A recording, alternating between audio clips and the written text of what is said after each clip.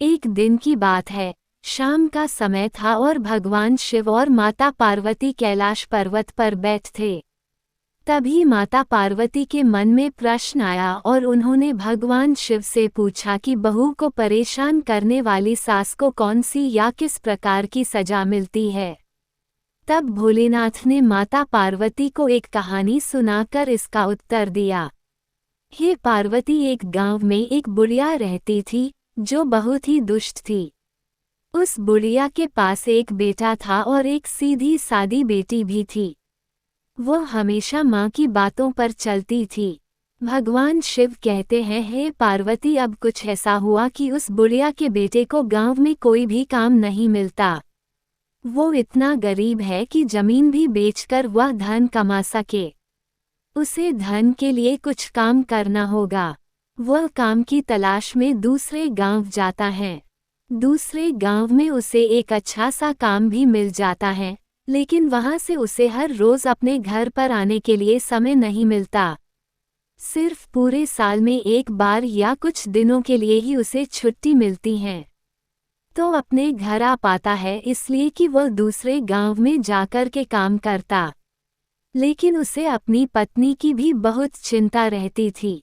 जब उस बुढ़िया का बेटा अपने घर से काम करने के लिए दूसरे गांव पर जाता, वो जाने से पहले हमेशा अपनी माँ से कहता कि माँ, मेरी पत्नी को अच्छी तरह से संभाल कर रखना, क्योंकि मैं रोजाना यहाँ पर नहीं आ सकता हूँ।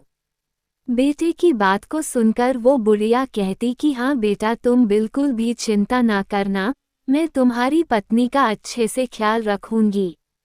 उसे कोई भी कष्ट नहीं मिलेगा। तुम बेफिक्र होकर दूसरे गांव में काम करने के लिए जा सकते हो। बेटे के जाते ही सास ने बहू पर अत्याचार शुरू कर दिए। समय धीरे धीरे बीत रहा था। वह बहू अपनी सास के आलोचना सुनकर भी चुप रहती थी। सास बहू को खूब खरी खोटी सुनाती, लेकिन कभी भी वह बहू उसे जवाब नहीं देती थी, क्योंकि वह बहू बहुत ही संस्कारी थी और अपनी सास को अपनी माँ जैसा प्यार देती थी। फिर समय धीरे धीरे बीत गया। एक दिन उस बुढ़िया का बेटा छुट्टी पर आया। वह 2 दिन तक घर पर रुका, लेकिन उसकी बहू ने किसी तरह की कोई शिकायत नहीं की। फिर इस प्रकार छुट्टी पूरी होने के बाद में जब वह बुढ़िया का बेटा काम के लिए दोबारा जाता है तो जाने से पहले अपनी माँ से कहता है, माँ, मेरी पत्नी का ख्याल रखना, ये बहुत ही अच्छी है। आपको बहुत ही प्यार करती है, क्योंकि मैं रोजाना यहाँ पर नहीं आ सकता हूँ। फिर बेटे की बात को सुन करके वो बढ़िया कहती है, ठीक है बेटा, तू चिंता मत कर, मैं तेरी पत्नी का बहुत ख्याल रखती हूँ और आगे भी रखूंगी, क्योंकि ये तेरी पत्नी नहीं, मेरी बेटी भी है। भगवान शिव कहते हैं, हे पार्वती, इस प्रकार बेटे के घर से जाने के बाद अब बुढ़िया का ही राज था। बहू को जितना हो सके उतना सताना शुरू कर देती थी। खुद पैर फैलाकर बैठ जाती थी और अपनी बहू से घर और खेत का सारा काम करवाती थी। उसे सुबह जल्दी उठा देती।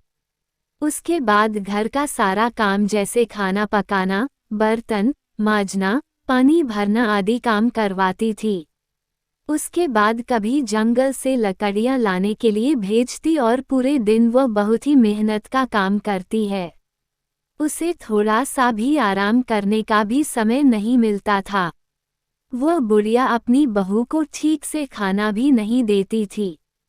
कभी कभी सिर्फ पानी तो कभी बासी खाना देकर सुला देती थी। बेचारी बहू सब काम चुपचाप करती रहती थी। कभी भी अपनी सास से किसी काम को करने से मना नहीं करती और अपनी सास के सामने कोई जवाब भी नहीं देती। वह अपनी सास पर कभी क्रोध भी नहीं दिखाती थी। जब रात होती तो वह बहुत परेशान रहती थी। उसका शरीर बहुत दर्द करता था, लेकिन वह अपने पति से यह कभी नहीं कहती कि सासू माँ उसे बहुत परेशान करती है, क्योंकि वह नहीं चाहती कि घर में कलह हो और उसके पति जो दूसरे गांव में काम करने गए हैं वह भी परेशान हो। दिन बीतते गए और फिर एक दिन सास को पता चलता है कि बहू गर्भवती है तो वो एकदम से विचलित हो जाती है और सोचती है कि कमाने वाला मेरा बेटा अकेला है। ऊपर से अगर एक बच्चा और आ गया तो खाने वाला एक लोग और बढ़ जाएगा। उसके ऊपर बच्चे के जन्म के बाद उसका ख्याल रखने के कारण बहू कोई काम नहीं करेगी। मुझे ही सब कार्य करना पड़ेगा। हर सास तो यही चाहती है कि उसके घर में जल्दी से पोता या पोती आए, लेकिन वो सास ऐसी थी, वो नहीं चाहती कि हमारी बहू की कोख से कोई भी संतान जन्म में, क्योंकि उसकी सोच थी अगर बच्चा घर में आएगा तो बहू बच्चा के देखभाल में लग जाएगी और घर का कामकाज वो नहीं करेगी, फिर सारा कामकाज मुझ करना पड़ेगा। ये जानने के बाद सास अपनी गर्भवती बहू को और सताने लगी। बहू को बहुत सारा काम करने के लिए कहती, फिर भी बहू ऐसी हालत में भी घर का सारा काम और सास जो भी काम कहती वो सब भी अच्छे से किया करती थी। कुछ महीने इसी तरीके से बीते और बहू के 9 महीने पूरे होने के बाद उसकी प्रसूति का समय आता है। उसके पेट में दर्द हुआ। बहू प्रसव के दर्द में व्याकुल हुई अपनी सास से कहने लगी कि मुझे लगता है कि मेरी प्रसूति का समय नज़दीक आ गया है, कृपया जल्दी से आया को बुला लें। सास उससे कहती है कि आया की आवश्यकता नहीं है, मैं तुझे एक नींबू देती हूँ, ये नींबू ले और तू दूर जंगल में जाकर के इस नींबू को खा लेना, तुम्हें प्रसूति हो जाएगी।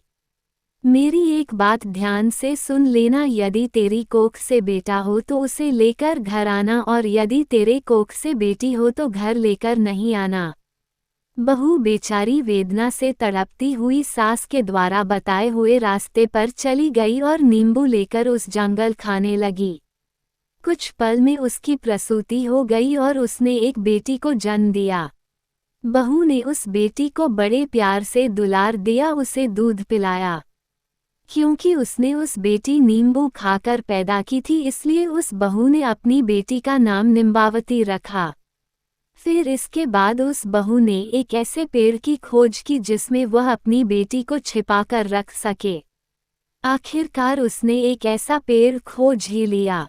फिर उसने अपनी बेटी निम्बावती को उस पेड़ की खो में छोड़ दिया और उस पेड़ पर रहने वाली चिड़ियों से कहा कि अगर मैं अपनी बेटी को घर ले जाऊंगी तो मेरी सास मेरे साथ मेरी बेटी को भी मार देगी, इसलिए मैं अपनी बेटी निम्बावती को इस खो में छोड़कर आपके भरोसे जा रही हूँ।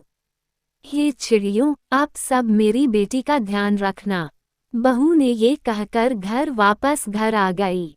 अब जैसे ही वह घर वापस आई उसके साथ समझ जाती है कि उसे बेटी हुई है, क्योंकि उसने पहले ही कह दिया था कि यदि बेटा हो तो घर लेकर आना और यदि बेटी हो तो लेकर नहीं आना। वह डर से अपनी बेटी को जंगल में ही छोड़ आई। बहू अपनी सास से कहती है कि माँ बेटी हुई थी इसलिए लेकर नहीं आई। फिर तो बहू की बात सुनकर वो बुढ़िया एकदम से शोर मचाने लगी और चिल्लाने लगी कि मेरी बहू ने अपने बच्चे को खा लिया, मेरी बहू बच्चे खाने वाली डायन बन गई है। इस तरह बहू को अगले 3 साल में 3 बेटियां हुई, लेकिन वो एक को भी लेकर घर नहीं आई और जंगल में छोड़ी आई। अब बुढ़िया गांव के द्वार द्वार जाकर के बहू की चुगली करने लगी, मगर बहू अपनी सास की एक भी बात का बुरा नहीं मानती और सास की नफरत भरी बातों को अनसुना कर देती। मगर वो बुढ़िया गांव में जोर जोर से चिल्लाती कि हमारे बेटे की बहू डायन है, उसने 3 बेटियों को खा लिया।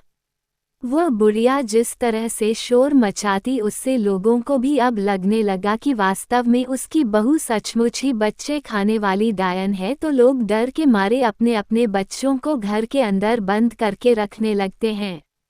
अब इस प्रकार से धीरे धीरे यह बात गांव के चारों तरफ फैल गई और उस बुढ़िया का बेटा जिस घर में काम करता था उसे वहां भी यह बात सुनने के लिए मिल गई। बुढ़िया का बेटा ये खबर सुनकर बहुत परेशान हुआ और तुरंत ही मालिक से अनुमति ले करके अपने गांव वापस आ गया। जब तक बुढ़िया का बेटा अपने गांव आता है तब तक ये खबर उस राज्य के राजा के कानों तक पहुंच गई कि बुढ़िया की बहू वास्तव में एक डायन है। फिर राजा ने सिपाही भेज करके बुढ़िया को दरबार में बुलाया और छानबीन करवाए।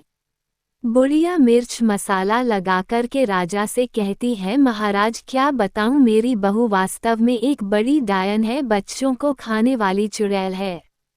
उसने मेरी 3 पोतियों को जिंदा ही खा लिया है।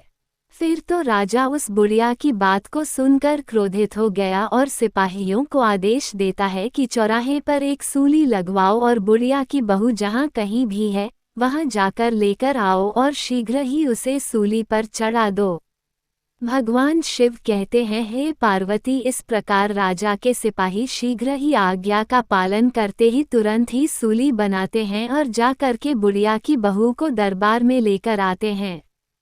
फिर राजा बहू से पूछता है, क्या तुम्हारी सास सच कहती है? क्या तुमने अपनी तीनों बेटियों को जिंदा खा लिया है?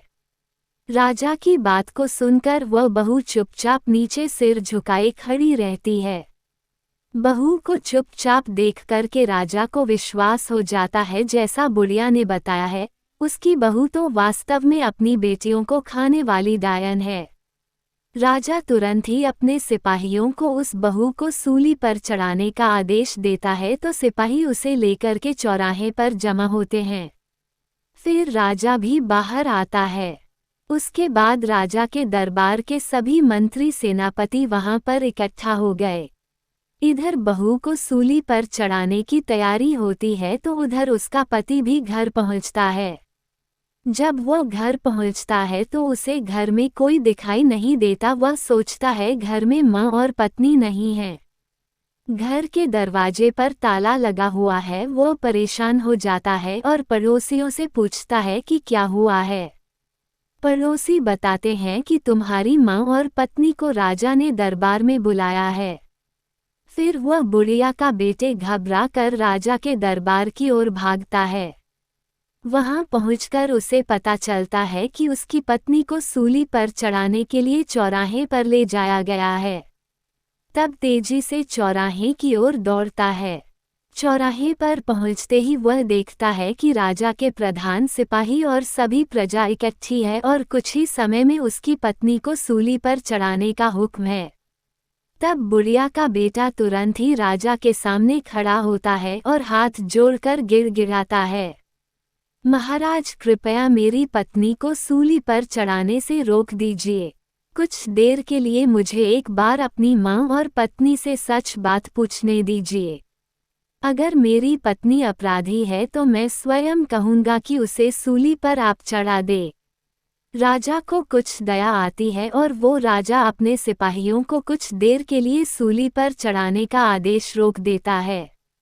बुढ़िया का बेटा अपनी माँ से पूछता है, माँ, भगवान के लिए सच बताओ। लेकिन बुढ़िया अपने बेटे से भी झूठ बोलती है और उससे कहती है, हाँ, तेरी बहू डायन है, तेरी बहू ने तेरी तीनों बेटियों को खा लिया है।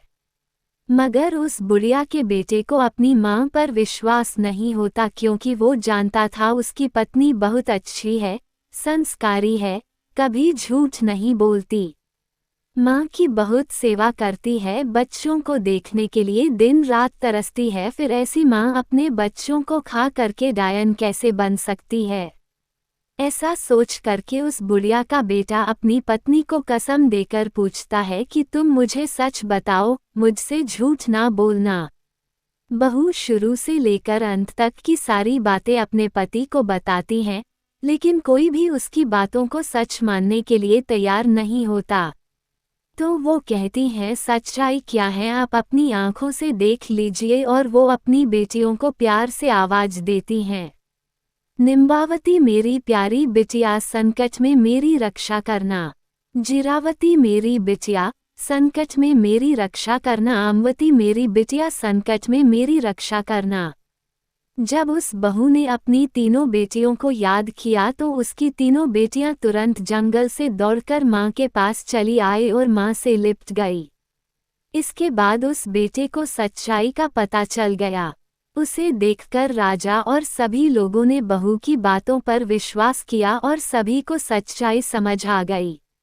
राजा ने क्रोधित होकर बुढ़िया से कहा, अब बताओ सच्चाई क्या है। अब तो बुढ़िया डर के मारे कांपने लगी, लेकिन उसे सच बताना ही पड़ा।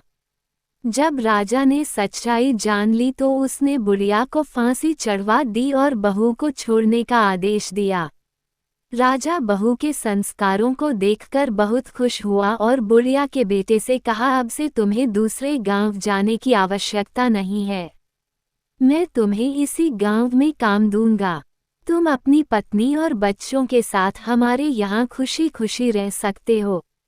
बुढ़िया का बेटा राजा से हाथ जोड़कर कहा कि आपकी बड़ी कृपा हुई महाराज। और उसके बाद में बुढ़िया का बेटा अपनी पत्नी और तीनों बेटियों को लेकर के घर पर आ गया। बहू बहुत ही संस्कारी थी, लक्ष्मी की उपासक थी, और फिर वह अपने पति और अपनी तीनों बेटियों के साथ घर पहुंच करके लक्ष्मी को याद करके रात्रि में सो गई।